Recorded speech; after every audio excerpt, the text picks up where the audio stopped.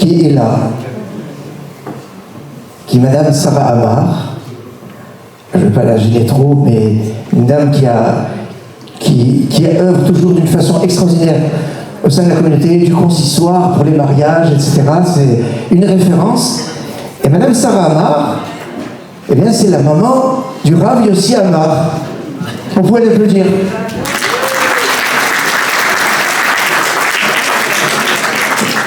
Je laisse l'équivoque, on applaudit qui? Sarah ou son fils? Les deux. Voilà, alors Rav Yossi Amar, alors là on est en direct sur plusieurs plateformes où il y a des 1500 shiurim en vidéo, Limoud, Torah, pardon. Et alors c'est des shiurim en vidéo, c'est des livres. Alors, des livres aux éditions 77. Je vais à 777 tout à l'heure. Je ne sais pas pourquoi 77, je me demande, je sais pas. Bon. Et le Rav Yossi Amar est donc très très prolixe, que ce soit dans ses shiurim vidéo, audio, et dans ses écrits, les écrits sur le mariage, les écrits sur... la sagesse, alors sur le... Alors, il y a un livre en préparation sur la vie après la vie, et il y a encore d'autres comme sujet. Enfin, vous avez ici les 3 grands vendeurs de la... que vous pouvez applaudir très fort, ces jeunes gens. Je ne vais pas parler plus longtemps, c'est notre invité d'honneur ce soir, c'est le Rav Yossi Amar du 77. Donc du 77, donc tout est dans le 7. Le 7 qui est la dimension très forte en ce jour de Yutet Kislev. Je conclurai avec ça. Il y a un chant de Yutet Kislev qui est Padab Shalom Nafshi, de psaume 55, le psaume des Tunisiens. Le psaume 55 qui est un psaume que le rabbi Shneur Zalman de Liadi était en train de lire quand on est venu le faire sortir de la géole tsariste. Il dit Padab Shalom Nafshi, tu as racheté dans la paix mon âme. Et je vais dire à la fin, Vani Eftarbar, et moi j'ai confiance en toi. Quelle que soit la situation, j'ai confiance à Hachem. Et Hachem est toujours là. On doit lire des télim. Et dans cette période, on a une pensée pour tous nos frères et sœurs en Eretz Israël, pour les otages qui soient libérés le plus rapidement possible, pour toutes les personnes qui sont blessées, qui ont...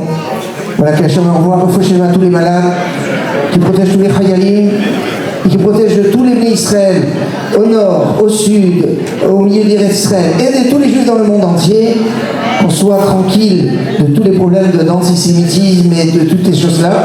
Et pour cela, on a une force, c'est notre émouna, c'est notre foi en Hachem, c'est notre bitachon, c'est notre confiance en Hachem. Et cette confiance, aujourd'hui, eh bien, on va la développer, on va l'agrandir, on va la renforcer avec des paroles de Chassidut, avec des paroles du Tanya. Le jour de Yutet Kislev, c'est pas seulement l'étude, c'est la conclusion d'étude du Tanya et le début. Mais c'est pas seulement ça. Le Rabbi, il distribuait tout le chasse ce jour-là. C'est marqué dans le 37... La dernière Yom, puis c'est marqué dans Tanya, dans la fin du livre de Secret à Kodesh. Et c'est marqué que c'est le jour où on distribue tout le chasse. Donc chacun prend une macérette. Donc on va voir qui veut prendre les macértotes. On a Hérouvine et Nida qui sont en promo.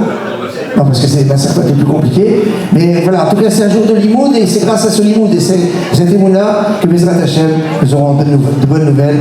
Même Ratzon. Je vous invite à applaudir et à accueillir comme il faut le Rav Yossi Amar. Mais je vais vous introduire avec la base.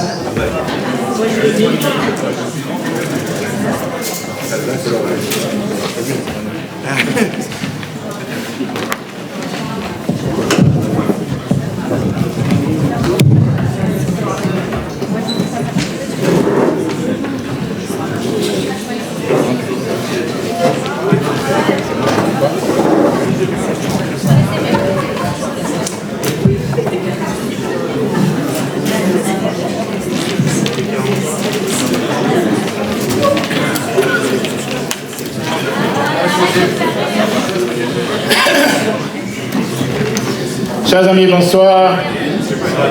Chers voiteurs.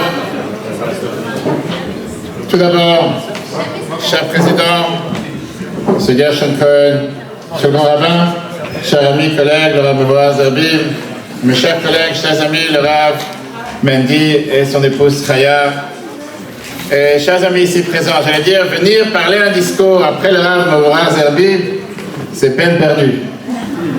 Je lui ai dit, une fois qu'il a fait mon discours, je peux que vous inviter à faire Bracha Chaona. Merci pour être venu ce soir, c'était un plaisir. Vous savez, le Rav Boaz Zerbib, on l'entend depuis des années et des années, pour tout celui qui a ici 80 ans plus, depuis que Radio J existe. Chaque vendredi après-midi sur Radio J, on entend parler le Rav Boaz Zerbib. Et je n'allais pas dire que je profanais Shabbat pour l'écouter, mais presque. C'était comme être assidu pour savoir quoi, comment. Mes chers amis, ce soir, c'est comme, justement, l'a mentionné, une soirée énormément importante. Énormément importante parce que le Admour Hazaken lui-même a dit que tout celui qui se réunit aujourd'hui, ce soir, il va le sortir de l'étroitesse vers la largesse, de l'enfer vers le paradis et des souffrances vers le bonheur. Rien que par votre présence ici ce soir, je suis sûr que chacun d'entre nous aura toutes les bénédictions possibles et imaginables. C'est un grand honneur et un privilège de m'adresser à vous dans cette grande soirée de Yutet qui se lève. Je voulais partager avec vous ce soir quelques enseignements puisque c'est vrai que pour les Tunisiens de parmi nous, le Rav Chai Tayeb, Rabbi Chai Tayeb, dont il y a ce débat, est-ce que la Youla est aujourd'hui? Alors si je peux me permettre de reprendre le Rav Boaz Zerbib, effectivement, les dernières années, c'est devenu le 16 Iyar, mais pendant de nombreuses années, sa Youla était célébrée le 19 Kislev, puisque le jour de sa naissance était le 19 Kislev. D'ailleurs, la raison pourquoi sur le fameux nom on l'appelle Rabbi Chai Tayeb Lomet, parce que quand on a fait sa pierre tombale, quand ça a été préparé, ils ont écrit le dessus Met, qu'il est décédé tel jour. Il n'était pas d'accord, il a dit comment est-ce possible, enlève-moi ce mot. Comme on ne peut pas enlever un mot sur une pierre tombale, donc ils ont rajouté Lomet. Et depuis c'est devenu ce mot, mais en tout cas pour les Tunisiens de parmi nous, c'est aussi le jour de sa Iloula, sa naissance. Un jour merveilleux. Alors voici, chers amis, la question qu'on va partager ensemble ce soir. Chers frères et sœurs, la question elle est, comment il l'a tué? Comment l'a-t-il tué? Une histoire qui s'est déroulée il y a près de 3500 ans. Mais les Juifs continuent à débattre. Je fais référence au premier événement enregistré dans la Torah de l'histoire d'un Juif assassiné parce qu'il était Juif. Au début de la paracha Shemot, qu'on va lire dans quelques semaines, Vayidan Moshe Vaïtze El Achav, Moïse grandit et il est sorti voir ses frères. Et il voit comment un commandant égyptien, il voit comment un soldat égyptien essaye de le tuer, de battre à mort en hébreu. Vayach Ish Mitzri Make Ish Ivri Mechav. Il a frappé à ce moment-là un Égyptien qui a tapé un hébreu, qui a tapé un juif. Et bien sûr, si Moshe ne fait rien, le juif risque de mourir. Vayifen Kov Achol, la Torah nous dit. Il a tourné sa tête vers un côté, vers l'autre côté. Vayach Ish Mitzri, il a tapé cet Égyptien. Et la Torah nous dit Vayitmene ou Bachol, il a enseveli dans le sable, dans le désert à l'époque. On lit cette histoire. Grâce à Dieu, le meurtrier a été tué avant qu'il parvienne à tuer les Juifs. Vous savez comment nous, le peuple juif, on aime argumenter de tout et débattre de tout. Si vous ouvrez le Midrash Rabbah dans Shemot, les sages demandent la question comment Moïse a tué cet Égyptien? Avec quoi? Alors maintenant, je vous dirais, peu importe. La personne est morte. Allons manger, allons fêter. Si on résume la religion juive en une phrase, la conclusion de toutes les fêtes juives, c'est ils ont essayé de nous tuer, nous avons gagné, où est la nourriture? Ça, c'est en une phrase, toutes les fêtes juives. À chaque fois, c'est associé avec quelque chose à manger. Vayach Ish Mitzri, ils ont vu un Égyptien, ils ont frappé l'Égyptien. Attention, poisson, il y a des arêtes. Vous voyez qu'on parlait de manger? Faites attention aux poissons parce qu'il y a des arêtes. La Gemara dans Yoma, le Talmud nous pose la question en disant le Maïlev Kamina, qu'est-ce que j'en ai à faire? Comment il a tué? Qu'est-ce que ça nous regarde? Une histoire qui s'est passée il y a tellement d'années. Et la Gemara continue en disant, alors que le Midrash, rappelez-vous, il a été écrit, on parle maintenant à la fin, au début, à la fin du deuxième temple. près de 1500 ans après que cette histoire s'est passée. Qu'est-ce que ça nous dérange aujourd'hui de savoir de quelle manière cet Égyptien a été tué? Ça ne regrette pas. Et néanmoins, on voit que le Midrash nous donne 3 différentes opinions. Rabbi Aviatar vient et nous dit Be'egrof. Be'egrof veut dire avec le poing. Apparemment, au palais de Pharaon, il y avait quelques leçons de Krav Maga, de Jiu-Jitsu, de judo, d'arts martiaux, de lutte ou de boxe. Moshe a appris ce qu'on appelle la légitime défense. Moshe a utilisé son poing. Et il a donné un coup à cet Égyptien et il est parti. Ça, c'est la première opinion. Yesh André, le Midrash nous dit une deuxième opinion, que malgré Facheltit, d'autres disent que les Juifs utilisaient à l'époque une pelle pour construire les manoirs de Pharaon, Pithom et Ramsès, une pelle pour le mortier, pour le ciment, pour le plâtre. Moshe a pris la pelle et boum, s'en est débarrassé. Et voici la troisième opinion vers Rabbanan Amré. Nos sages nous disent que les rabbins savent comment et avec quoi il a tué. Tout le monde connaît cette opinion. Pourquoi? Parce que c'est la seule opinion que Rashi mentionne. Rashi mentionne dans le Chumash les 2 premières opinions. Si on n'apprend pas le Midrash, on n'est pas au courant. Cette opinion-là, elle est écrite dans Rashi. Et Rashi nous dit, c'était avec le Shem HaMeforash, le nom de Dieu. Avec le nom de Dieu, il a tué cet Égyptien. Il n'a pas tué avec un poing, il n'a pas tué avec une pelle. Il a dit le nom de Dieu, et la personne a disparu. D'où on le sait? Tu dis, c'est très simple. La Torah nous dit, alors, Geni ata omer, kasher arakta et amitzri. Alors, Geni ata omer, Rashi a été dit, est-ce que tu veux me tuer le lendemain quand il a vu 2 Juifs se battre? Est-ce que tu veux me tuer par la parole? Rashi te dit, Belamed Shargo Aledé Amira. Ça nous apprend qu'il a voulu le tuer par la parole, comme il a tué l'Égyptien en prononçant le nom de Dieu. La personne est partie. Chers amis, pardonnez-moi. Mais c'est une question qui est un peu irrévérencieuse, si on peut dire. Est-ce qu'on a vraiment un devoir de débattre de tout? Est-ce qu'il n'y a pas quelque chose sur lequel on peut tous être d'accord? Est-ce que vraiment ça nous dérange de dormir le soir si on ne sait pas de quelle manière Moshe a tué cet antisémite? Qu'est-ce qu'on en a à faire? Il est parti, bon débarras. Que ce soit le même sort pour tous. De quelle manière il a fait son point, que ce soit la parole, le nom de Dieu, que ce soit une pelle, et on débat jusqu'à aujourd'hui. On sait très bien ce que la Gemara nous dit, Eilu va'elu divrei Elokim chaim, qu'on a plusieurs avis, ces avis ont tous raison. Tout vient d'Hachem. Maintenant, la Gemara dans Eruvin, DAF 13, la page 13, qui est le compte numérique Echad. Vous savez que le Rav Mevorach Zabid aime bien les comptes numériques. Echad veut dire que toutes ces opinions viennent du même Dieu. Alors, un débat sur une réalité de qu'est-ce qui s'est passé, laisse-moi tranquille. J'ai autre chose à faire dans la vie. Ça ne m'intéresse pas de savoir.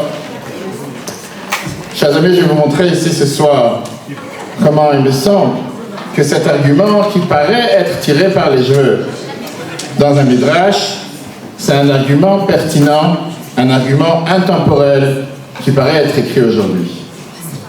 Ce n'est pas un débat de la façon avec laquelle Moshe a tué cet antisémite à l'époque, mais c'est un débat qui est un argument fondamental sur la façon de faire face à ce phénomène d'un mitzri, d'un égyptien, d'un antisémite. Parce que à n'importe qui dans le monde qui a un seul désir, qu'un juif soit mort, que Dieu nous en préserve, comment y faire face? 7 octobre, depuis moins de 2 mois, il n'y a pas un juif dans la planète qui n'a pas été touché et frappé au cœur. Et combien d'explications on a pu entendre? Encore la semaine dernière, un juif me disait, oui, il y avait un manque d'ardout, il y avait un manque d'union dans le peuple juif. Un autre me disait, la guerre de Gog et Magog, l'Apocalypse. Je ne peux pas vous citer toute la soirée ce soir, qu'est-ce que les gens peuvent dire ou pas dire. Regardons ce que les textes nous disent. Il y avait un débat, et vous savez à quel point ce débat était important, parce que le peuple juif a été divisé sur cette question pendant des générations. Il y a eu depuis des générations une dichotomie, une division parfois très dramatique parmi tous les peuples juifs. Comment traiter ce mitzri, comment traiter cet antisémite? Un groupe disait avec un aigrof, avec un poing. Tu veux dire, les Juifs doivent apprendre à se battre. On doit utiliser son point. C'est pas la Gemara qui nous dit dans 4 endroits. La Gemara Brachot, page 58. La Gemara Sanhedrin, page 72. La Gemara Yoma, page 85. Et la Gemara Brachot, page 62. Abba leorgecha, ashkem leorgo. Celui qui vient te tuer, tu le tues d'abord. Et après, tu poses des questions. Pendant la guerre du Golfe, le général américain, le général Schwarzkopf, on lui a demandé la question, est-ce qu'il est prêt à pardonner aux terroristes? Le général Schwarzkopf a donné la fameuse réponse, ça c'est le devoir du Seigneur. Mon devoir, c'est d'arranger le rendez-vous. La Torah te dit que même le Ribbono Shel Olam, même le bon Dieu, qui nous a donné toutes les autres mitzvot, le bon Dieu nous dit de devoir de tuer cette personne le premier.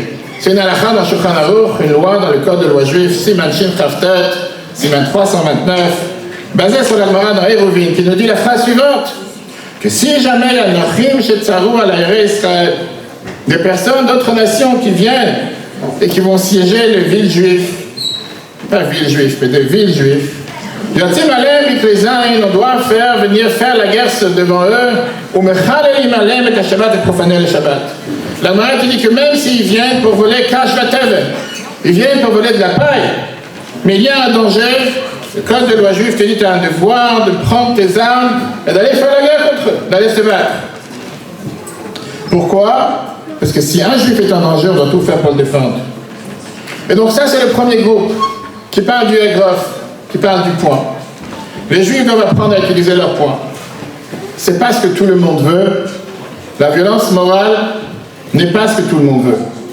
Mais quand vous faites face à une violence immorale, parfois il n'y a pas d'autre choix que d'engager une violence morale contre une violence immorale pour protéger les enfants innocents.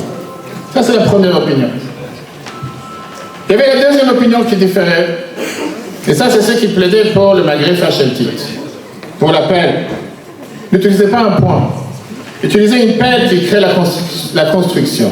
De quoi s'agit-il? L'immobilier. Et ils disaient qu'il faut employer ce qu'on appelle une stratégie totalement différente. Construisons des gratte-ciels, acquérons de la richesse et l'influence, créons des alliances politiques, sociales, financières, puissantes, construisons des gratte-ciels, acquérons de l'influence avec des contacts, avec les personnes les plus puissantes d'un pays. Magref Hacheltit, construisons le peuple juif, laissez le peuple juif devenir des manias à tous les niveaux, que ce soit dans les domaines académiques, dans le commerce, les finances, les arts, les sciences humaines, la politique. Laissez-les avoir de l'influence et par la diplomatie, ils pourront vaincre un ennemi grâce à leur influence. En effet, il y a un siècle, il y avait une énorme division parmi le peuple juif. Ceux qui disaient Egrof et ceux qui disaient Magref Hacheltit. Ceux qui disaient qu'il faut se défendre et ceux qui disaient utilisons la diplomatie. Et il y a un troisième groupe. Le troisième groupe, tout le monde le sait, c'est celui qui parle du Shem Emperage du nom de Dieu. C'est ainsi qu'on peut vaincre un antisémite. On dit tous les jours dans la prière, Ele barechev, ve'ele basusim, va'anachnu b'shem Hashem Elokeinu naskir. Nous, on va se défendre avec le nom de Dieu. Et les rabbins qui plaidaient en faveur du nom de Dieu disaient, affrontons-le cette ancienne Égypte, la Syrie antique, la Babylone antique, la Perse antique, la Grèce antique, Rome antique, Byzance antique. Est-ce qu'ils n'avaient pas de poing? Est-ce qu'ils n'avaient pas de pelle? Est-ce qu'ils n'ont pas construit des monuments? Est-ce qu'ils n'ont pas eu une puissance militaire? Est-ce qu'ils n'ont pas construit des gymnases, des stades, des palais, des gladiateurs, l'acropole? Ils avaient tout cela, mais ils sont tous partis. Peut-être sur Wikipédia, et encore. Ils ne sont plus là. Qu'est-ce que nous avons qu'eux n'avaient pas? Veraou kol amei haaretz, ki shem Hashem nikra alecha, veyaru mimeka. Comme c'est écrit dans la Gemara Brachot, page 57. Les nations du monde verront le nom de Dieu sur toi et ils auront peur de toi. C'est pas pour rien que depuis la guerre des 6 jours, le Rabbi avait lancé la campagne des Tfilin. Après la guerre des 6 jours, en demandant de s'assurer que tous les soldats mettent les Tfilin.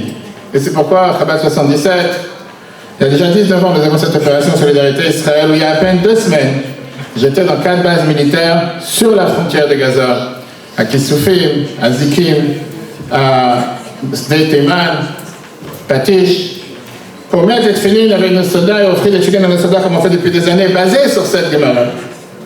Ce soir, le 19 Kislev, On sait que c'est une grande ségoula, comme a dit tout à l'heure mon cher ami le Rav Nebaz, Rav Mendy, de raconter des histoires des tzadikim. Dans un discours, le Rabbi ce soir, il y a 64 ans, en 1959, raconta que le Rabbi précédent avait raconté une fois que lorsque le Baal Atanya, l'Admour Hazaken, était emprisonné dans cette prison tsariste pendant 53 jours. C'était juste après Simchat Torah en 1798, il y avait 225 ans. La majorité d'entre vous étaient présents. Les autorités soviétiques avaient amené le Rabbi dans une charrette noire, dans une carrosse noire, qui était faite pour les gens les plus durs. Et ils l'ont amené dans ce qu'on appelle le Tanya Soviet, conseil secret du KGB, du Tsar à l'époque. À l'endroit où il devait mener l'enquête et l'interrogatoire, il avait les tefilines posées sur sa tête. Et il les ajusta. Et là, la peur tomba sur tous ceux qui étaient dans la pièce. En regardant les tefilines, ils ont tous tremblé. On parle des agents du KGB. On a pu continuer en disant, une fois que la situation s'est calmée, la Nourazakan raconte cette histoire, on lui a dit, qu'est-ce qui s'est passé? Comment ça se fait qu'ils ont eu peur? La Nourazakan dit, c'est écrit dans l'Agmara. L'Agmara clairement te dit sur le verset dans la paracha Kitavo, Veraou, Kol HaMe'aretz, Kishem Hashem, Nikra Alecha, V'Yaro Bimeka. Quand les nations du monde, ils voient le nom de Dieu sur toi, ils ont eu peur de toi. C'est pour ça qu'ils ont tremblé. Alors on lui a dit, écoutez, cher Admour Hazaken, c'est magnifique, mais vous n'êtes pas les seuls à mettre les tefilines. Nous aussi on met les tefilines. Et pour autant, quand on a les tefilines sur la tête, les gens n'ont pas peur. Comment ça se fait que vous, ils ont eu peur? L'Admour Hazaken qui répond en disant, c'est pas écrit tefilin chez Al-Arosh, c'est écrit tefilin chez Berosh. Pas les tefilines qu'il y a sur la tête, les tefilines qu'il y a dans la tête. Mais néanmoins, on sait très bien que même les tefilines chez Al-Arosh, quand on a les tefilines sur la tête, ça crée la peur chez nos ennemis. Ça, ce sont la Torah, les mitzvot, les commandements divins, le nom de Dieu. C'est le secret juif. La Torah nous le dit clairement. Ani Hashem lo shiniti, v'atem de Yaakov lo chilitem. Moi, Dieu, mon nom, je n'ai pas changé, et vous, vous n'allez jamais disparaître. C'est pas le 7 octobre, c'est 3000 ans d'histoire. Et voilà, chers amis, cette révolution planétaire qu'a fait la Chassidoute il y a 225 ans aujourd'hui. Car je pense que Simchat Torah, c'est 1784. Le 7 octobre, c'était un appel à chacun d'entre nous d'unir ces trois différentes positions. D'unir ces trois différents avis. Après des millénaires de douleur et de division, c'est toutes les paroles de Dieu, l'histoire nous interpelle. Dieu nous parle et Dieu nous dit la phrase suivante. Chers enfants, pouvons-nous nous réunir de trois opinions et s'aimer comme jamais dans l'histoire? Unissons-nous comme jamais dans l'histoire. Soyons juifs comme jamais dans l'histoire. Il y a des moments dans l'histoire où effectivement on a besoin d'avoir une poigne, on a besoin d'avoir un point.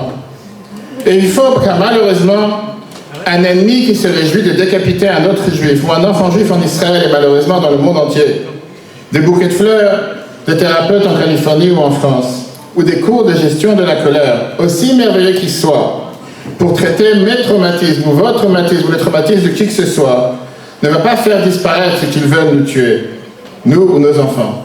Et la Gemara te dit, on a le devoir de ne pas être apologétique et de ne pas dire qu'on a le droit de se défendre. On n'a pas un droit de se défendre, on a une obligation de se défendre. Parce que si on ne se défend pas, on est complice du meurtrier.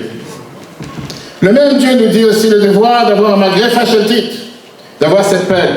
Comme Esther, la reine Esther avec Achashverosh, les Juifs doivent utiliser tous les moyens d'influence, que ce soit en Europe, aux États-Unis ou dans le monde, pour faire en sorte que n'importe qui dans le monde puisse influencer les gens et leur faire comprendre au monde qu'une société qui n'a pas de place pour les Juifs, une société qui désire la destruction des Juifs, une telle société n'a pas de place pour l'humanité. L'histoire a prouvé que les Juifs sont toujours les premières cibles, mais jamais les derniers. Quand Dieu a promis à Abraham, je bénirai ceux qui te bénissent, ce n'était pas une promesse, c'était un fait historique. C'était un test pour la société. Regardez n'importe quelle société, si vous voulez savoir si c'est une société bénie ou maudite, la réponse, comment ils traitent les Juifs, comment ils s'occupent des Juifs. Ça, c'est malgré Facheltit, cette pelle. Chaque Juif avait de l'influence, doit faire savoir et faire valoir son poids sans honte, sans complexe d'infériorité. Dire la vérité à ceux qui détiennent le pouvoir. Nous avons tous été choisis pour être la voix de Dieu. Dans le Mahamad Arsinaï qu'on a reçu, la Torah en Mont Sinaï, le Takan Olam, le Malchut Shin Daletut. Ce n'est pas un nom de dire que la terre d'Israël nous appartient, pas parce que quelques terroristes des Nations Unies, il y a quelques dizaines d'années, ont décidé de nous la rendre. La terre d'Israël nous appartient, comme on lit depuis quelques semaines, dans la Torah de Bereshit, parce que Dieu a décidé de la donner au peuple juif. Les Aracha eten et haaretz hazot. Dieu l'a promis à Abraham, il l'a promis à Yitzhak, il l'a promis à Yaakov. Et si quelqu'un de parmi nous va penser qu'on a aussi parfois un cousin, la Torah nous dit et bincha et yechidecha et Yitzhak. Ton fils, je ne fais pas allusion à Ishmaël, je fais allusion à Yitzhak. Ton fils unique, c'est à lui que je donne cette terre. Qui ne croit pas dans la Bible? J'étais en réunion avec le préfet du 77 en Seine-et-Marne il y a quelques semaines. Et on discutait, je disais qu'en tant que petit-fils de déporté, ma grand-mère, Madame Miriam Roth, qui est née et qui a été dans les camps de Dachau en Allemagne, ma mère est ici présente jusqu'à 120 ans, qui est née dans les camps à Pocking en Allemagne, à l'époque, la police française était complice des nazis contre les juifs.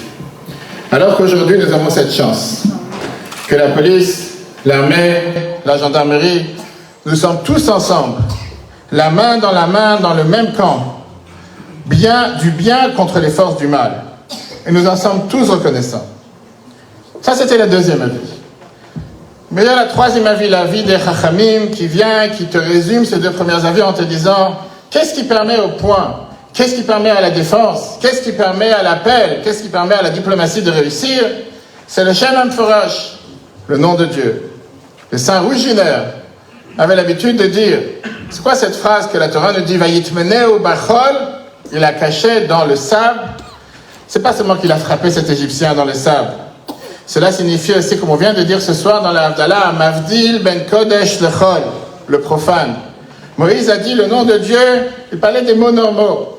Personne ne pouvait entendre qu'il parlait du nom de Dieu. On dirait que Moshe, il avait une conversation totalement décontractée. Car c'était Moïse, dans une conversation normale, il parlait de Dieu.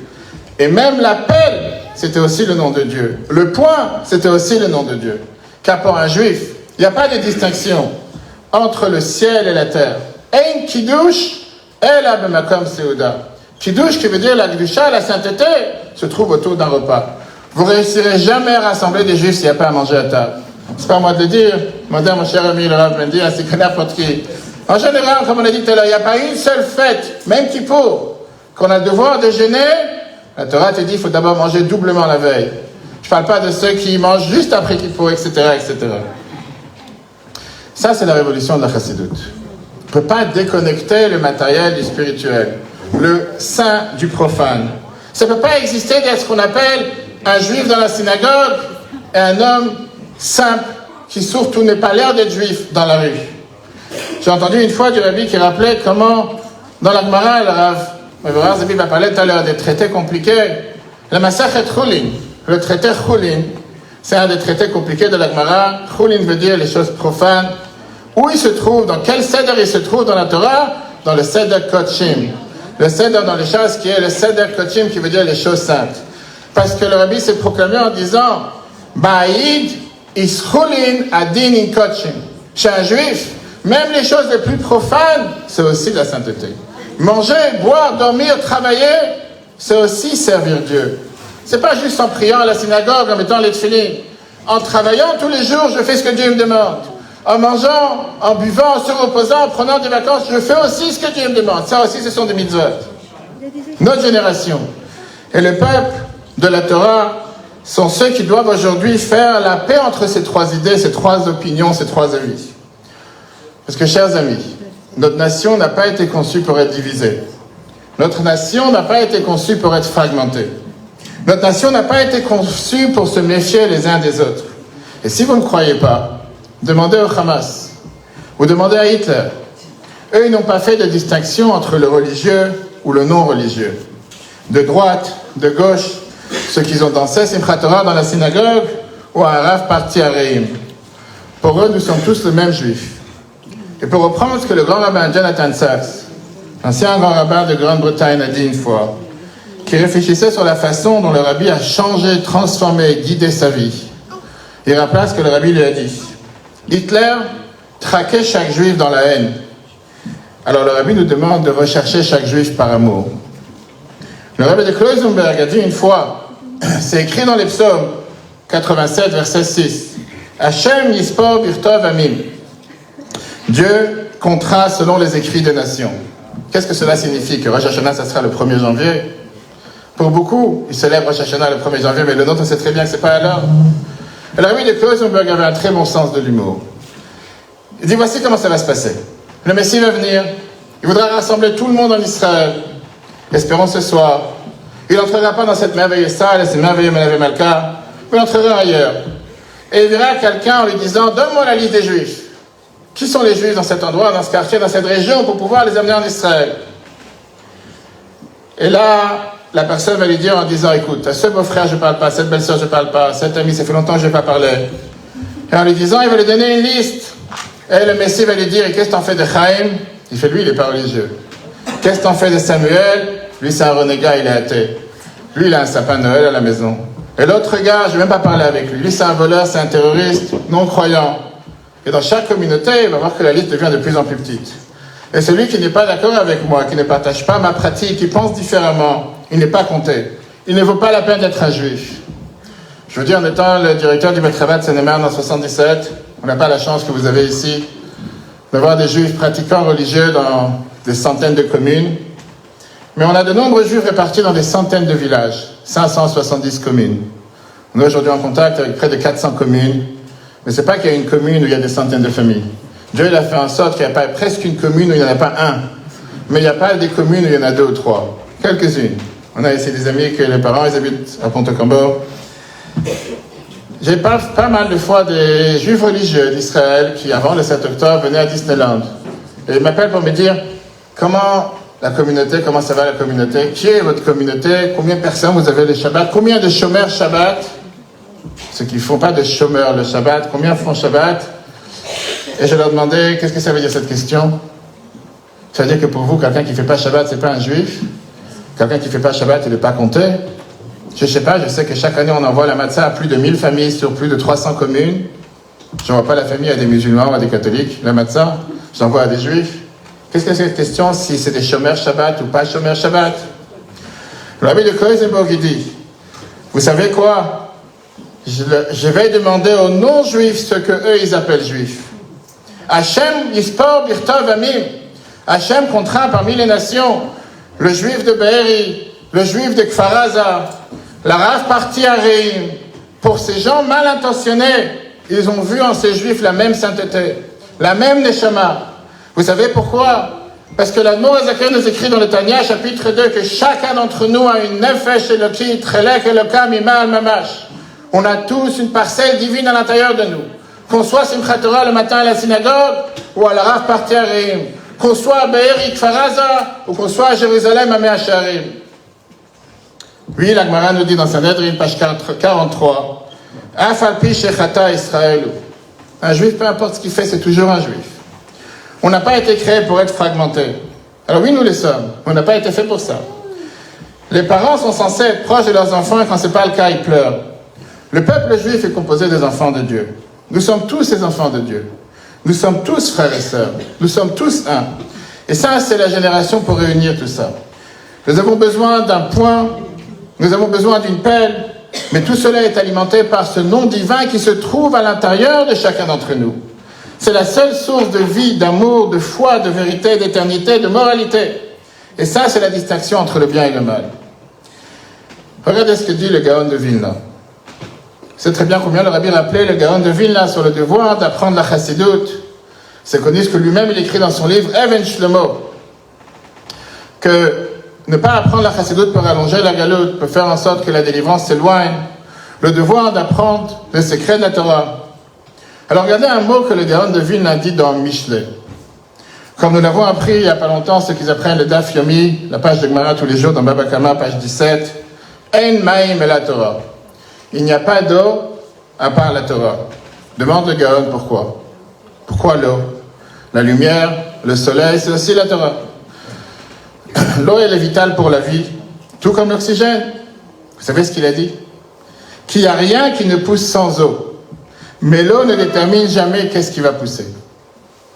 La même eau qui irrigue l'arbre de kiwi, la pastèque, le melon, irrigue aussi l'épeautre, l'avoine, l'arbre de trogue, la pêche, la myrtille ou la framboise. Alors, quelle est la différence? C'est la même eau. La question, elle est, qu'est-ce que vous mettez dans la terre? Dit le Gaon de Vilna, En Maïm et la Torah. Qu'est-ce que ça veut dire? Il n'y a pas d'eau à part la Torah.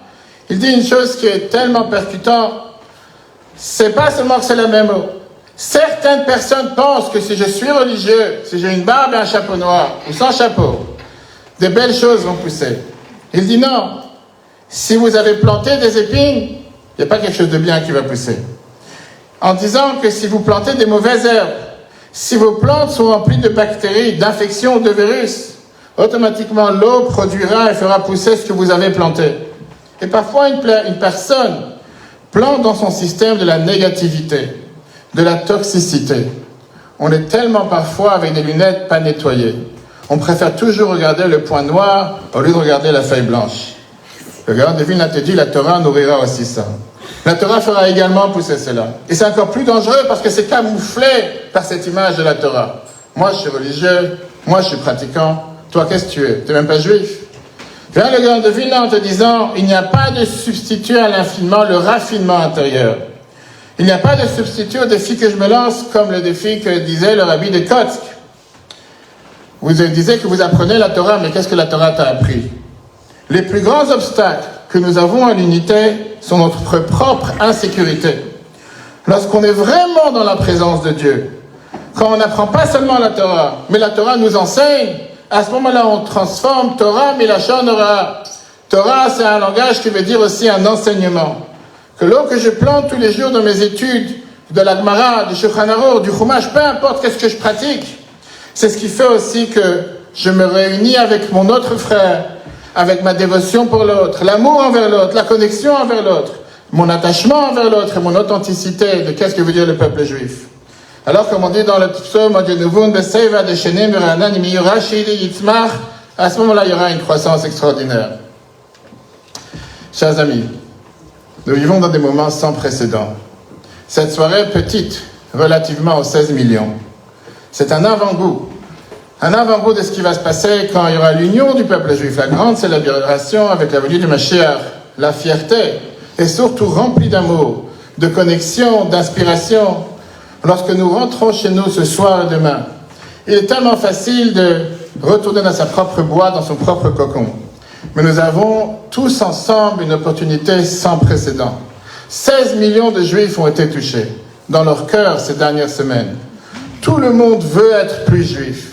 Comme je te disais tout à l'heure, quand j'étais avec les soldats à la frontière de Gaza il y a 2 semaines, avec les missiles qui survolaient au-dessus, et on est couru dans les abris avec les soldats, on a donné des tefilines à des réservistes de 40 ans, de 50 ans, qui me demandaient des tefilines, et quand je leur demandais quand est-ce que vous avez eu votre dernière paire, quand est-ce que vous avez mis les tefilines la dernière fois, ils m'ont répondu à la bar mitzvah.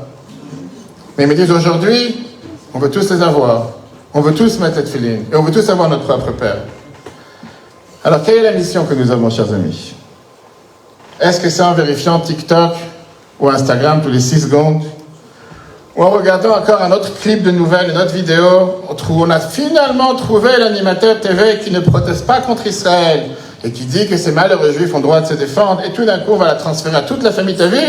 On a trouvé quelqu'un qui parle du bien d'Israël. Écoutez, on a trouvé un non-juif qui est content que les juifs ne doivent pas être jetés dans les chambres à gaz. Bravo. Est-ce que c'est notre travail? Que ceux qui doivent le faire le feront. Mais nous avons une mission importante, une mission historique. 16 millions de juifs veulent devenir encore plus juifs qu'avant. Et ils veulent savoir comment. Et chacun d'entre nous a une influence. Chacun a son réseau d'influence. Il est grand temps que chacun d'entre nous, de sortir de sa zone de confort et d'aller renforcer le peuple juif. Comme il dit tout à l'heure, justement, le Rav Mendy et le Rav Mevoraz Habib.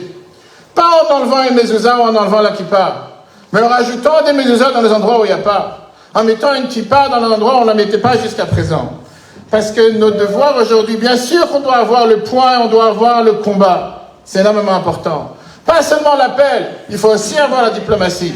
Mais on doit aussi avoir le Shem Amforach, le nom de Dieu, qui nous a soutenus. Pendant 4000 ans d'histoire qui fonctionne, la preuve, c'est que nous sommes là. Ne pas se limiter à 7 octobre, 80 ans. 67, 3000 ans d'histoire. Peuple juif, les nations du monde n'arrivent pas à comprendre. Quel pays sur Terre, depuis 10 ans, reçoit des dizaines de milliers de roquettes, de missiles sur la tête, des 4 coins d'Israël? Il est toujours là en train de sourire. Un attentat se passe, que Dieu nous en préserve. Une demi-heure après, on nettoie, la vie continue. J'étais avec les soldats il y a 2 semaines, les missiles commencent à tirer de Gaza sur les frontières, sur les rebords. Et je parlais avec une soldate de 26 ans, Léa, une Française, et je disais, comment tu vis comme ça?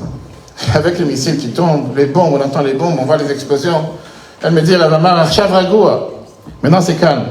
Je dis, maintenant c'est calme? Quand c'est pas calme, elle fait t'aurais dû venir il y a 3 semaines. Fait là, ça tombait tous les minutes. Là, c'est tous les 20 minutes. Ça va, la vie est belle. Prends des photos, on avance. Fait la Torah te dit, c'est sûr, on est convaincus. Pas seulement que nous sommes là, nous avons survécu. Nous prospérons, nous célébrons, nous aimons. Nous verrons Mashiach, nous verrons la Géoula, nous serons victorieux. Les Juifs veulent un ordre, 16 millions de Juifs attendent des ordres de marche. Et ces ordres de marche viennent de la base, tous comme chacun d'entre nous ici présents.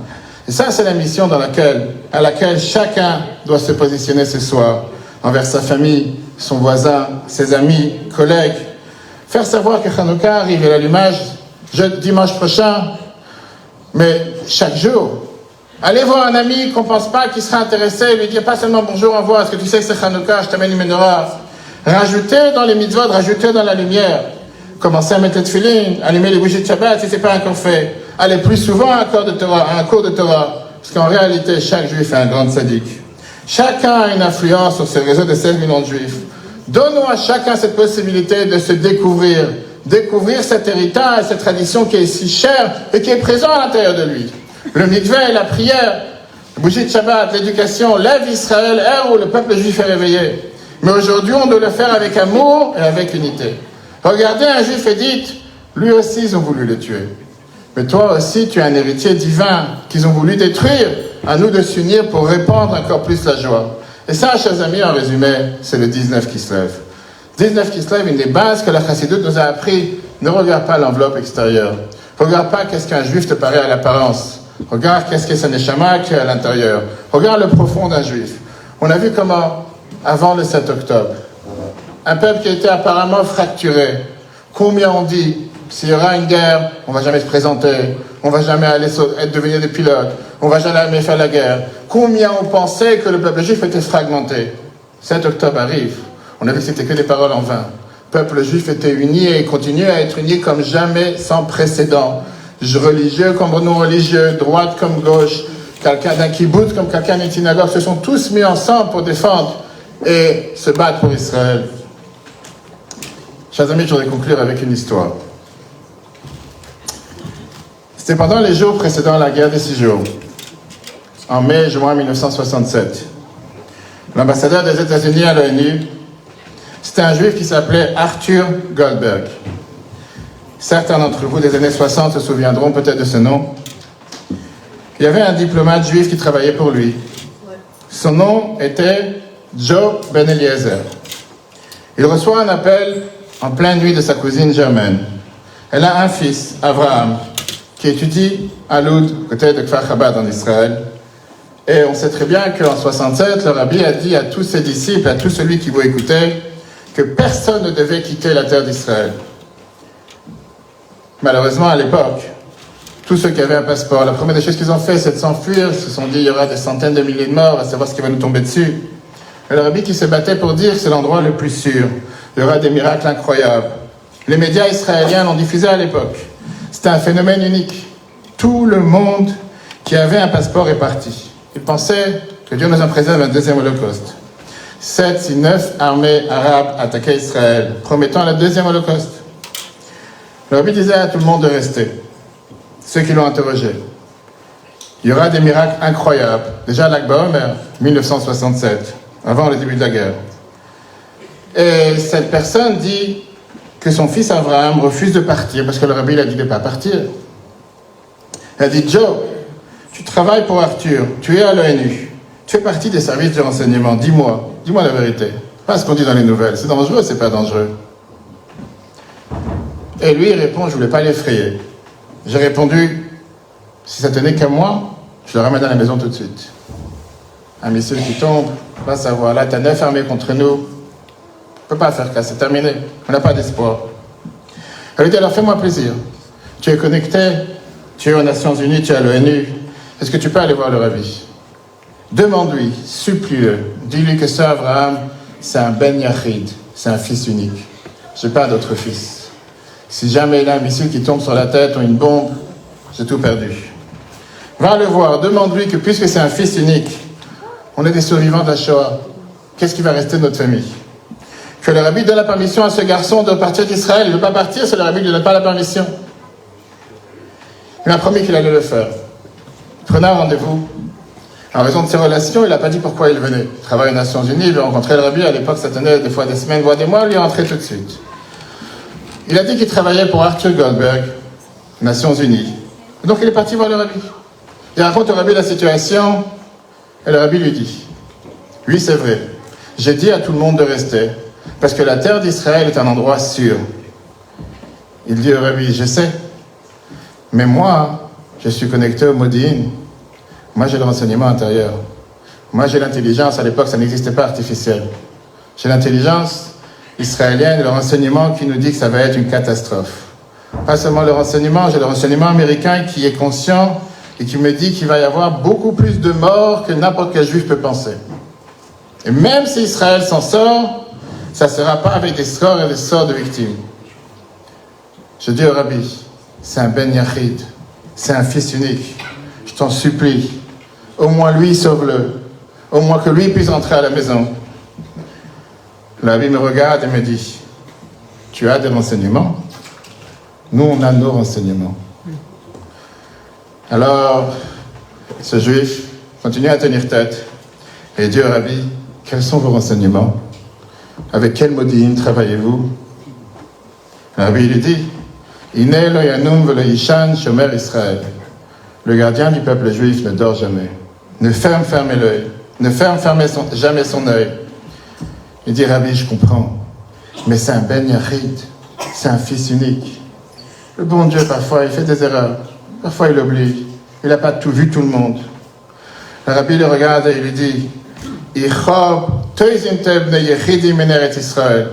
j'ai des milliers d'enfants uniques en Israël. Chaque juif, chaque juif, c'est un fils unique chez Dieu. Il n'y a pas un juif qui n'est pas un fils unique. Vous pensez que ma déclaration vient du vent? Vous pensez que je viens parce que je suis inconscient de dire aux gens de rester? Chaque juif est protégé, il n'y a aucune raison de partir. L'homme, il a vu qu'il n'a plus rien à parler. Il dit merci, au revoir, et il est parti. Quand la guerre s'est terminée, avant de retourner en Israël, celui qui travaillait pour les Nations Unies, il est venu voir le rabbi. Avant son départ, il rentre en audience privée chez le rabbi, et là, le rabbi le regarde et lui dit, eh bien, qu'est-ce que tu en penses de notre renseignement? C'est quel renseignement qui avait raison? En 6 jours, la victoire a été remportée. Israël a quadruplé. Les pertes, oui, malheureusement, elles étaient plus de 800. Mais rien de comparable avec ce qui s'est passé à Simchat Torah, le 7 octobre. Kristallnacht, la nuit de cristal, 400 juifs ont été tués. Jusqu'à aujourd'hui, on en parle, la nuit entre le 9 et le 10 novembre 1938. C'est encore ancré dans les psychistes juifs. Ici, effectivement, près de 1500 de nos frères et sœurs qui ont été brutalement tués, martyrisés, découpés, violés, brûlés, sans compter les otages, sans compter les blessés. Mais mes chers amis, si quelqu'un pense que le bon Dieu, c'est un imam qui pratique la charia, si quelqu'un pense un instant que Dieu est là pour punir le peuple juif, parce qu'il n'était pas uni, nous avons les pensées de Dieu. La Torah nous dit clairement qu'il personne ne connaît les pensées de Dieu. Alors oui, parfois, quand il y a un malheur qui frappe, on est tous bouleversés, on doit être bouleversés, on doit demander à Dieu que les malheurs du peuple juif s'arrêtent. Mais ça ne remet en aucunement en question ce que le roi David nous a dit. Le gardien du peuple juif ne nous abandonne jamais. Oui, on ne comprend pas ce qui s'est passé, et je ne suis pas censé tout comprendre. En étant un être fini, je ne comprends pas les chemins du Créateur qui est infini. On n'a pas de réponse. Mais on doit ne pas s'habituer à regarder le point noir qu'il y a sur la feuille blanche. ne pas oublier, le 7 octobre même, et depuis, des centaines de milliers de miracles qu'on découvre tous les jours. Ça fait plus de 3000 ans qu'on répète chaque Pessah, Bechol dor vador omdim aleinu lechalotenu, v'akadosh baruch hu matzileinu miyadam. Ça n'a pas commencé le 7 octobre. Ça fait 3000 ans d'histoire qu'on voit comment nos ennemis essayent de tout faire pour faire disparaître le peuple juif. Et ils n'arrivent pas à comprendre que malgré tout ce qu'ils font, le peuple juif est toujours présent parce que Dieu nous sauve. Combien de centaines et de milliers de missiles Israël reçoit sur la terre depuis des dizaines d'années? Sauf qu'il n'y a aucun pays sur terre qui comprend qu'un si petit pays, qui est bombardé des quatre coins, du nord, du sud, du centre, reçoit des missiles constamment. Et il est toujours présent, toujours en train de grandir, toujours en train de se développer, toujours en train d'avancer, comme si rien n'était. Si ce n'est pas la protection divine, pas seulement depuis 48, combien de dizaines de milliers de miracles on voit à chaque instant. Mais la nature humaine est toujours de se dire, jeudi matin un attentat à Jérusalem, t'as vu ça? Encore 3 juifs de tués, et encore un qui est venu les sauver, il s'est fait tuer. Quel malheur, on n'en finit plus. Par qui? Par des terroristes du Hamas qu'on a libérés il y a quelques mois de prison, qu'on était en prison. Pourquoi vous vous arrêtez là? 2 heures plus tard, le bon Dieu il envoie un autre appel. La première fois dans l'histoire d'Israël, je pense que tout le monde connaît les nouvelles, la première fois dans l'histoire d'Israël, on a réussi à intercepter ce cargo d'armes qui venait de la Jordanie pour entrer en Israël. Une quantité d'armes pas impressionnante, pas invraisemblable, qu'on n'a jamais vue. Ce jeudi. Le même jeudi, on a eu cet attentat le matin avec 3 morts. C'est tellement facile à vouloir s'arrêter sur le point noir. C'est tellement facile à dire, un corps de juifs qui se font tuer. Oui, malheureusement, on est en exil. Oui, depuis 3000 ans, on a malheureusement des ennemis qu'il faut abattre et qu'il faut faire le travail et qu'il ne faut pas avoir peur d'utiliser son poing, d'utiliser la diplomatie et le nom de Dieu. Mais ne pas perdre la tête. Ne pas penser un instant que Dieu nous abandonne.